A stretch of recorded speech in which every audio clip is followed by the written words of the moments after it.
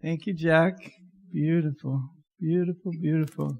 As Jack mentioned, we were supposed to have Fiona Jensen here today, and she's not feeling so well, so she's going to be here next week. And I thought it was a perfect opportunity to talk about healing. So the title of today's talk is, When I Am Healed, I'm Not Healed Alone. If we're all one, then it would make sense that whatever happens within my own consciousness is happening out there as well. What am I holding for myself? How do I view myself? It's a perfect time to accept your own healing and to focus on taking care of yourself. It's a perfect time of year to do that. It's a perfect time of year to know that when you do that, you're also taking care of your neighbor. In the Bible, it said that don't try to take the splinter out of your brother's eye. Instead, take the beam out of your own eye. John Mundy was talking about that. And what the beam represents to me is split consciousness. There's a beam, and I have good and bad and up and down. And I'm forever trying to figure out how to reconcile the two. Heaven and hell. Love and hate. It's impossible. So I keep them separate with this beam in my own eye. So what the Bible said was, take the beam out from your eye. Then you will see clearly so that you can help your brother with the splinter. Isn't that wonderful? So that's the healing. That's the healing of my mind. That's the moment when I accept my divine self, my Christ consciousness, singularity of mind. The Christ or the Buddha within that sits quietly and accepts all things and knows that all things work together for good to those who love God and are called according to that purpose, to higher purpose. So when I am healed, I'm not healed alone. This is a lesson from A Course in Miracles, actually, lesson 137. And I would love to share that with you. Just a little, one or two sentences, actually. As you let yourself be healed, you see all those around you, or who cross your mind, or whom you touch, or those whom you seem to have no contact with at all, healed along with you. Perhaps you will not recognize them nor realize how great is your offering to all the world when you let healing come to you. But you are never healed alone, and legions upon legions will receive the gift that you receive when you are healed. Those who are healed become the instruments of healing. Isn't that wonderful? So you really can be satisfied. You really can be gratified. You really can be encouraged. And you really can have courage that everything you're doing in regards to your own healing is having an effect in this world. Even if you can't see it, it's happening. It's having an effect. And it's important to stay focused in that direction, especially when you are tempted to judge, especially when you're tempted to be angry with someone else, especially when you're tempted to bring up the past and hold it against your brother. It's really important to let it go because you are only attacking yourself. I've found this to be true over and over again. Whatever I'm saying about someone else is what I'm saying about myself. And however I am treating someone else, that's how I'm treating myself. And the reverse is also true. And this is the good news, is that if that's true, the reverse is also true. When I'm being kind to myself. When I'm loving you, I am loving myself. When I'm releasing you, I am releasing myself. And it's so important for me to always remember that, because therein lies the true empowerment. The true power of my mind is that my thoughts have power. they have effects. And how I'm seeing the world is exactly how it's showing up for me. It's not happening out there and then I see it.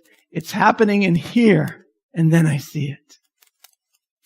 And so that should help you to double your efforts to be always focused on God, on Spirit, to continue to move forward in your healing practices, whatever they are, in the practice of taking care of yourself, whatever that is and however it looks. It's absolutely perfect. And of course, personally, I want each and every one of you to take good care of yourself. I want you to think, how would God take care of me? Maybe think, what would love do in this situation? What would love do? See what I have here. Never stop believing in hope. Hope is the other word for faith. Because miracles happen every day. Every second of every day. Whatever I'm holding on to, I'm blocking the miracle. No, have hope. Have faith that it is going to unfold perfectly through the mind of God. Of course, not through my mind, not through my limited perceptions and limited judgments, but the mind of God lives within me. If the second principle of unity holds true, then that divinity lives within me. And that gives me the power to send forth all of the vibrations of healing, love, and energy that I want to receive. Because that's what I will receive. What I'm giving out is what I will receive. So all healing, therefore, is essentially release from fear. Isn't that incredible? Who's making me fearful except me? It's how I'm responding to whatever seems to be going on out there. It's how I'm responding that generates my emotions. And it's either going to be one of two things. Love or fear. When I'm released from fear, I'm healed. All healing is essentially released from fear. There's a doctor that said, you're just keeping the anger and the fear trapped inside the cells of your body. If you release all of that, your body will also be released. He had great, excellent results in healing cancer patients. For he who has escaped all fear of future pain has found his way to present peace and certainty of care the world can never threaten. So if your peace has been threatened lately, just go back. Remember, this is the place the fear has come up. Why? For me to look at it and to ask for help and release from that fear. To go to the place where I'm making myself fearful and change my thoughts about it. We can replace our thoughts. You will begin to heal when you let go of past hurts. You forgive all those who have wronged you or you think have wronged you, I would add. And you learn, right? And you learn to forgive yourself for your past mistakes. Have we all made mistakes? Sure, of course. But who's the last one to let go of those mistakes? Usually me. I found everybody forgave me 20 years ago, and I'm still chewing on it. I forget her last name. She comes to the Course in Miracles. She had a funny story. She said that she thought her ex-husband was mad at her for 20 years. And she went and she said, forgive me. I know you've been mad at me. He says, no. He said, breaking up was the best thing that ever happened. She felt guilty for 20 years. And she said, I've been holding on to this for 20 years. He said, I hadn't even thought about it.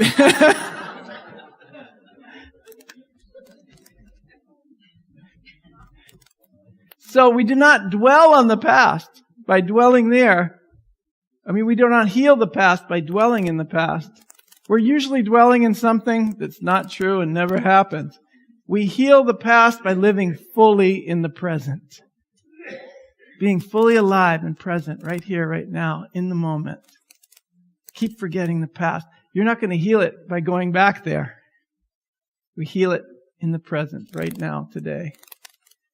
For every thought and every action creates ripples through this infinite field of consciousness. You are far more powerful than you realize. It's like they always give the analogy, I think Scott does this sometimes, of the pebble in the water and the ripples spread out from there. So each thought you have is like a pebble in the water. Each loving thought is sending out ripples of vibration of that love throughout the world. It's wonderful. And everyone who wants to be aware of it will feel it and be aware of it. But realize it's always there, whether you're aware of it or not. So keep sending out those ripples of wonderful, beautiful, loving thoughts. Our practice of forgiveness is the most important contribution to the healing of the world. The faster we can forgive and get on with cooperation and compassion. Another Marianne Williamson. I must like her. I don't know. I find the quotes and then I see who wrote it. Our practice of forgiveness is the most important contribution to the healing of the world. Just right now, everyone, just for a second, go within, pick out one person you didn't want to forgive. Could be anybody.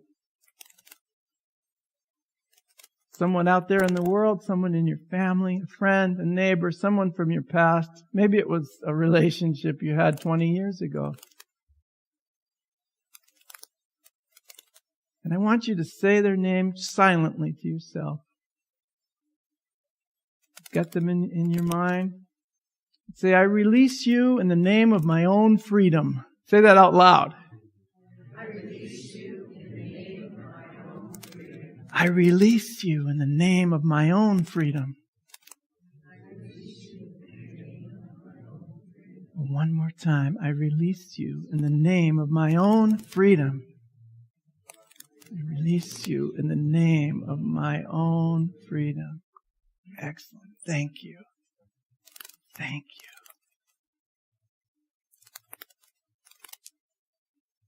Now, forgiveness is not an occasional act. It's a permanent attitude. This is not Marianne Williamson. This happens to be Dr. Martin Luther King. Teaching forgiveness. Before we even had the Course in Miracles, he was teaching forgiveness. It's a permanent attitude. It's not relegated to one particular teaching. It is a universal act and a universal truth that puts in action universal laws of healing. That's what forgiveness does. It's a permanent attitude. And a set sense of separation from God is the only lack that we really need to correct. If I'm connected and one with God always, what can harm me? What can attack me? What can disturb my peace? What could possibly bring me conflict? Within the mind of God, there is no conflict. What could possibly bring me conflict if I am not separate from God? So healing that sense of separation from God is really the only lack that we need to correct. And I would ask you in your own healing, as you go forth each and every day, just simply ask yourself, in this situation, whatever it may be, what would love do? What would love itself look like in this situation? Before you react, before you respond, before you do anything, just say, what would love do in this situation? How can I bring more love here today to myself and to others? Because finally, healing is going to be the recognition of myself as God created me. We are all created in the image and in the likeness of a loving God, not a judgmental God. Each and every moment of healing, any type of healing, reflects this one fundamental truth and the experience of this truth, which opens our awareness to the perfection of God in us, right here and right now. With this in my mind, I will always remember, when I'm healed, I'm not healed alone. I love you guys. Thank you for being here. God bless you.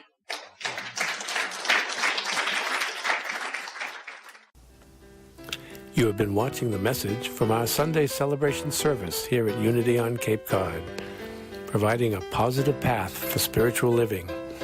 Please join us every Sunday morning at 10 a.m. at 147 Walton Ave, Hyannis, Mass. And visit us online at www.unityoncapecod.org.